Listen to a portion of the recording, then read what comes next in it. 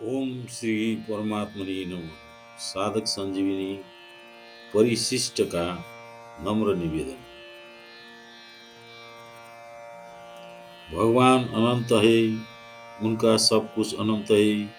फिर उनके मुखार बिंद से निकली हुई गीता के भावों का अंत आ ही कैसे सकता है? अंत आ ही कैसे सकता है? अलग अलग आचार्यों ने गीता की अलग अलग टीका लिखी है। उनकी टीका के अनुसार चलने से मनुष्यों का कल्याण तो हो सकता है, पर वह गीता के अर्थ को पूरा नहीं जान सकता है। आज तक गीता की जितनी टीकाएं लिखी गई है, वे सब की सब इकट्ठी कर दे तो भी गीता का अर्थ पूरा नहीं होता। जैसे किसी कुएं से सैकड़ों वर्षों तक असंख्य आदमी जल पीते रहते रहे तो भी उसका जल वैसा का वैसा ही रहता है। ऐसे ही असंख्य टीकाएं लिखने पर भी गीता वैसा की वैसा ही रहती है। उसके भावों का अंत नहीं आता। कुएं के जल की तो सीमा है, पर गीता के भावों की सीमा नहीं है। अतः गीता के गीता के विषय में कोई कुछ भी कहता है तो वह वास्तव में अपनी बुद्धि का ही परिचय देता है। सब जानता प्रभु प्रभुता सोई, तदपि कहे बिनु रहा न कोई। भगवान की वाणी बड़े बड़े ऋषि मुनियों की वाणी से भी ठोस और श्रेष्ठ है, क्योंकि भगवान ऋषि मुनियों की भी आदि है। अहमादि देवानाम महर्षिणाम च सर्वश। अतः गीता ने ही बड़े ऋषि मुनि संत महात्मा क्यों न हो, और उनकी वाणी कितनी ही श्रेष्ठ क्यों न हो, पर वह भगवान की दिव्याति दिव्य वाणी गीता की बराबरी नहीं कर सकता। पगडंडी पद्धति कहते हैं राजमार्ग, घंटा पथ अथवा चौड़ी सड़क को प्रस्थान कहते हैं। गीता, उपनिषद और ब्रह्मसूत्र ये तीन प्रस्थान है। शेष सब पद्धतियां हैं। प्रस्थान त्रय में गीता बहुत विलक्षण है, क्योंकि इसमें उपनिषद और ब्रह्मसूत्र दोनों का ही तात्पर्य आ जाता है। गीता उपनिषदों का सार है, पर वास्तव में गीता की बात उपनिषदों से भी विशेष है।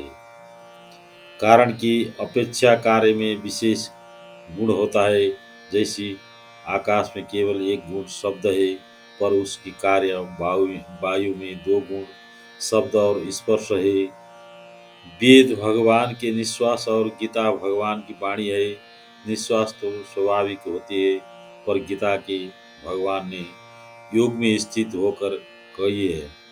अतः वेदों की अपेक्षा भी गीता विशेष है। सभी दर्शन गीता के अंतर्गत है, पर गीता किसी दर्शन के अंतर्गत नहीं है। दर्शन शास्त्र में जगत क्या है, जीव क्या है और ब्रह्म क्या है, यह पढ़ाई होती है। परंतु गीता पढ़ाई नहीं कराती, प्रत्युत अनुभव कराती है। गीता में किसी मत का आग्रह नहीं है, प्रत्युत केवल जीव की कल्याण की आग्रह है। मतभेद गीता में नहीं है, प्रत्युत टीकाकार में है। गीता के अनुसार चलने से सगुण और निर्गुण उपासकों में परस्पर खटपट नहीं हो सकती। गीता में भगवान साधक को समग्र की तरफ ले जाते हैं। सगुण निर्गुण, साकार निराकार, द्विभुज चतुर्भुज, सहस्त्रभुज आदि सब रूप समग्र परमात्मा के ही अंतर्गत है। समग्र रूप में कोई भी रूप बाकी नहीं रहता। किसी की भी उपासना करे, संपूर्ण उपासनाएं समग्र रूप के अंतर्गत आ जाती है। संपूर्ण दर्शन समग्र रूप के अंतर्गत आ जाते हैं। अतः सब कुछ परमात्मा के ही अंतर्गत है। परमात्मा के सिवाय किंचित मात्र भी कुछ नहीं है, इसी भाव में संपूर्ण गीता है। गीता का तात्पर्य वासुदेव सर्वम में है। एक परमात्मा के सिवाय दूसरी सत्ता की मान्यता रहने से प्रवृत्तियां उदय न शक्यम तन्मया भूयस्तथा वक्तुमशेषत परम ही ब्रह्मम कथितम योग युक्ति न तन्मया। भगवान बोले, वो सब का सब उसी रूप में फिर दोहरा देना अब मेरे बस की बात नहीं है। उस समय मैंने योग युक्त होकर परमात्मा तत्व का वर्णन किया था। योग युक्त अर्थात योग में स्थित होकर गीता का कहने का तात्पर्य है कि सुनने वालों को हित किस में है, उसके हित के लिए क्या कहना चाहिए, भविष्य में भी जो सुनेगा अथवा पढ़ेगा उसका हित किस में होगा। इस प्रकार सभी साधकों के हित में स्थित होकर गीता कही है।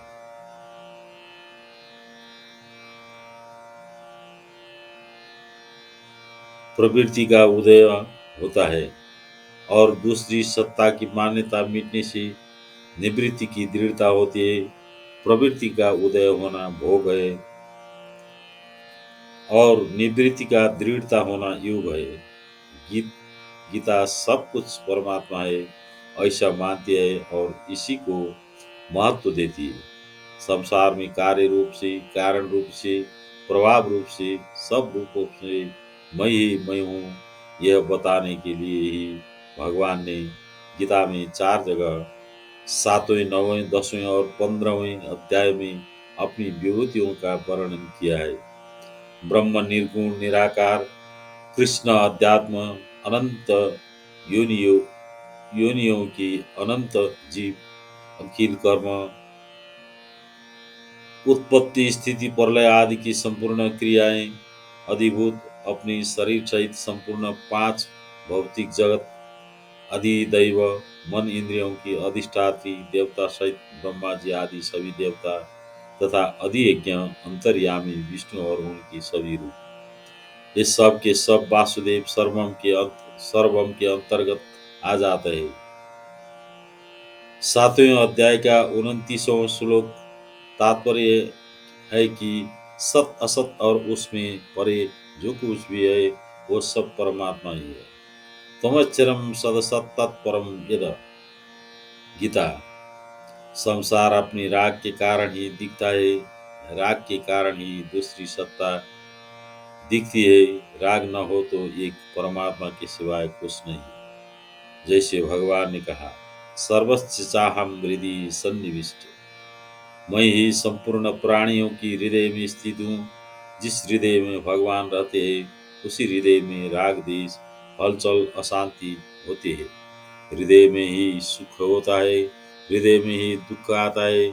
समुद्र मंथन में वहीं से अमृत निकला। भगवान शंकर ने विष पी लिया तो अमृत निकल आया। इसी तरह राग देश को मिटा दे तो परमात्मा निकल आएंगे। संत महात्माओं के हृदय में राग देश नहीं रहती, अतः वहाँ परमात्मा रहते हैं। सब कुछ परमात्मा ही है। यह खुले नेत्रों का ध्यान है। इसमें आंख बंद करने ध्यान की जरूरत है, न कान बंद करने की नादा अनुसंधान की जरूरत है, न नाक बंद करने प्राणायाम की जरूरत है। इसमें न संयोग का असर पड़ता है, न वियोग का, न किसी के आने का असर पड़ता है, न किसी के जाने का। सब कुछ परमात्मा ही तो फिर दूसरे कहाँ से आए, कैसे आए। गीता समग्र को मानती है, इसलिए गीता का आरंभ है, अंत शरणागति में हुआ है। शरणागति से ही समग्र की प्राप्ति होती है।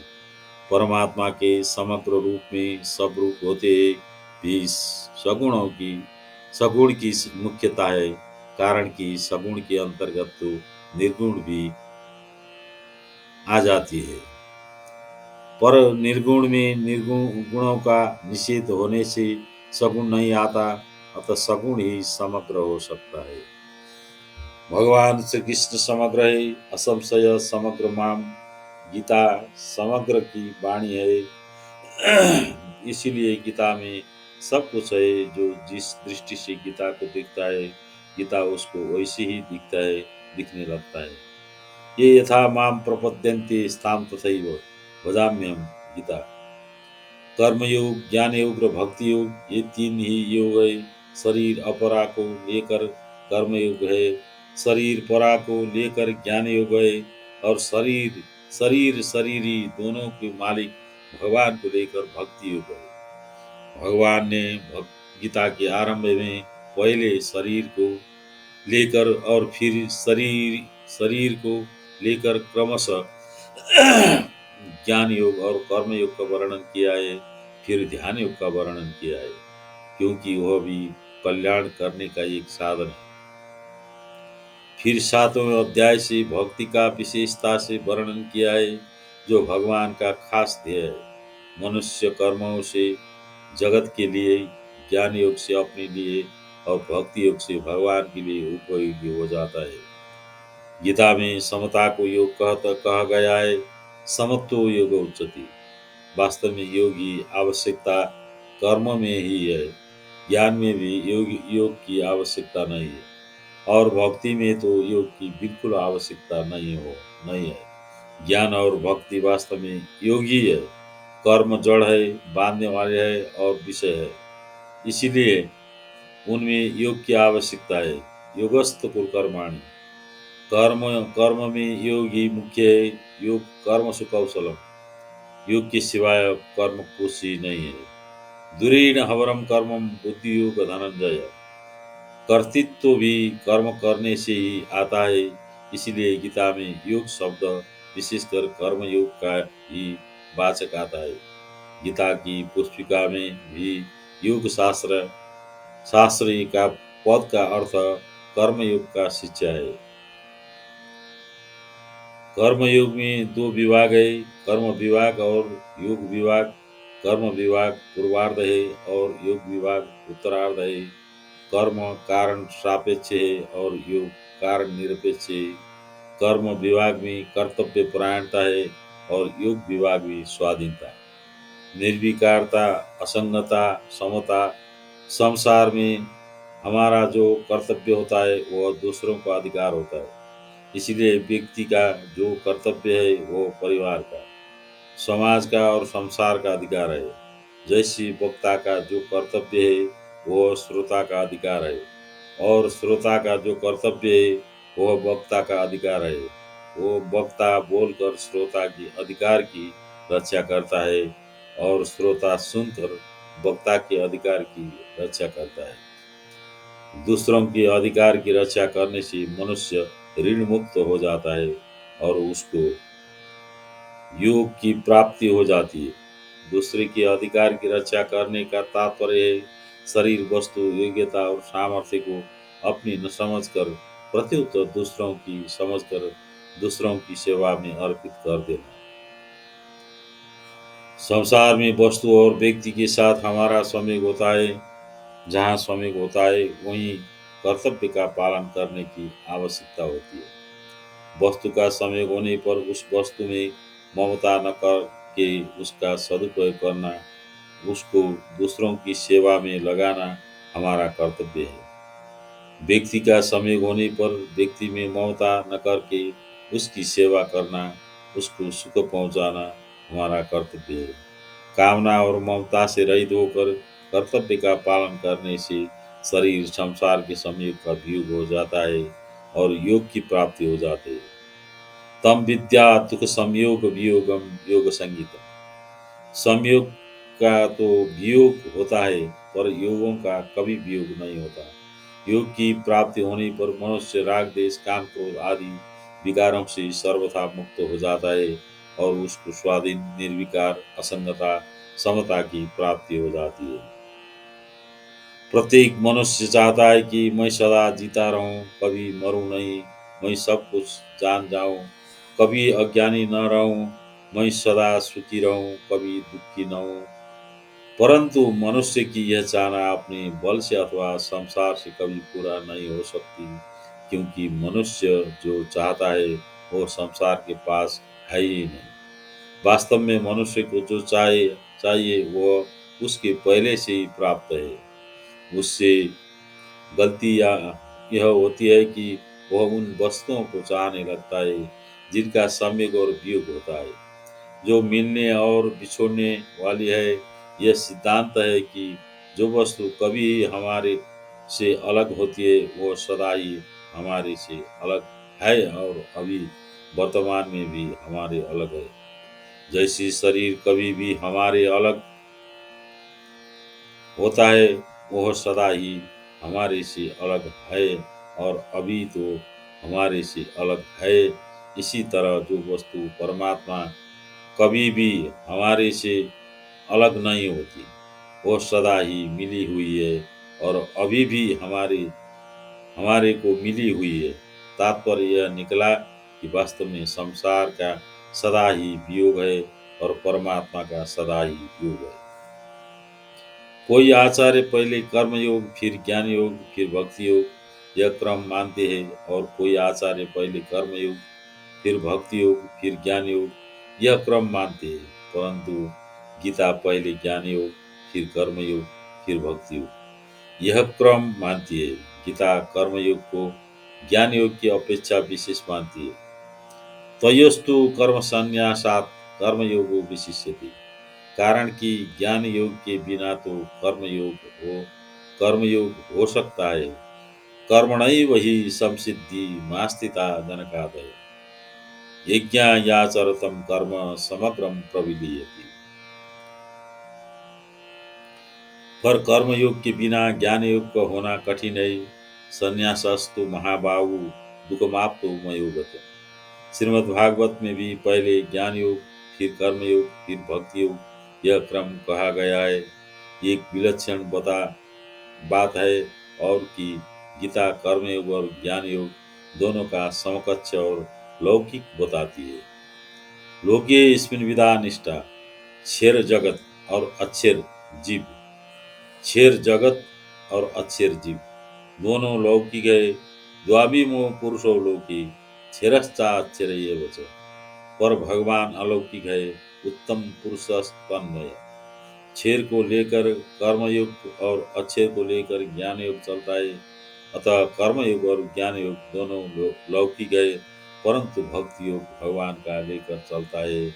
अतः भक्ति योग अलौकिक है। गीता ने भक्ति को सर्वश्रेष्ठ बताया है। छठे अध्याय की 47वां श्लोक। गीता की भक्ति भेद वाली नहीं है, प्रत्युत अद्वैत भक्ति है। वास्तव में देखा जाए तो ज्ञान में द्वैत है और भक्ति में अद्वैत है। कारण कि ज्ञान में तो जड़ चेतन जगत जीव शरीर शरीरी असत सत प्रकृति पुरुष आदि दो दो है, पर भक्ति में केवल भगवान ही है। वासुदेव शर्मा। सदा सत्सत्य हम। भगवान ने ज्ञान के साधनाओं में भी भक्ति बताई है। वहीं चाणन्य योगी और गुणातीत होने का उपाय भी भक्ति बता रहा है। माच योग्य वे विचारे। ज्ञान की परा निष्ठा से भी परा भक्ति की प्राप्ति होती है। मत भक्ति लौते पराम। इस परा भक्ति से जानना, देखना और प्रवेश करना तीनों की प्राप्ति हो जाती है। 11वें अध्याय की 54वां श्लोक। भगवान अपने भक्त को कर्म योग और ज्ञान योग दोनों की प्राप्ति करा देते हैं। 10वें अध्याय का 10वां 11वां श्लोक। भगवान ने अपने भक्त को सबसे उत्तम योगी बताया। समय युक्ततमो मत तेमे युक्ततमा मता स योगी परमो मत। ध्यान योग में भी भक्ति आई है। युक्त आश्रित मत पर। कर्म योग में भी भगवान ने भक्ति बताई है। युक्त आश्रित मत पर भगवान ने सभी योगों में अपनी भक्ति परायणता बताई है। यह भक्ति की विशेषता है।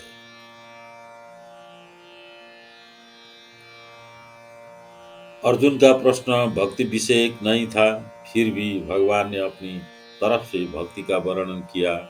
18वें अध्याय की 56वें 66वें श्लोक। भक्ति से समग्र परमात्मा की प्राप्ति होती है। 7वें अध्याय का 29वां श्लोक। गीता की 7वें 9वें और 15वें अध्याय 10वें अध्याय का आरंभ तथा 18वें अध्याय के 56वें से 66वें श्लोक में बहुत विलक्षण दिखता है। इनमें अर्जुनोवाच नहीं है, अर्थात ये भगवान ने अपनी तरफ से अत्यंत कृपा करके कहे हैं। गीता में कर्मयोग वर्णन में ज्ञान योग, भक्ति योग की, ज्ञान योग के वर्णन में कर्म योग, भक्ति योग की, और भक्ति योग के वर्णन में कर्म योग, ज्ञान योग की बात भी आ जाती है। इसका तात्पर्य यह है कि साधक कोई भी योग करे तो उसको तीनों योगों की प्राप्ति हो जाती है, अर्थात उसको मुक्ति और भक्ति दोनों प्राप्त हो जाता है, कारण कि परा और अपरा दोनों प्रकृतियां भगवान की है। ज्ञान योग परा को लेकर और कर्म योग अपरा को लेकर चलता है, इसलिए किसी एक योग की पूर्णता होने पर तीनों योगों की पूर्णता हो जाती है। परंतु इसमें एक शर्त यह है कि साधक अपने मत का आग्रह न रखे और दूसरे के मत का खंडन या निंदा न करे। दूसरे के मत को छोटा न माने। अपने मत का आग्रह कर रहने से और दूसरे के मत को छोटा मानकर उसका खंडन या निंदा करने से साधकों को मुक्ति तत्व ज्ञान की प्राप्ति तो हो सकती है, पर भक्ति पर प्रेम की अर्थात समग्रता की प्राप्ति नहीं हो सकती। श्री कृष्ण परमात्मा ही नमो नमः।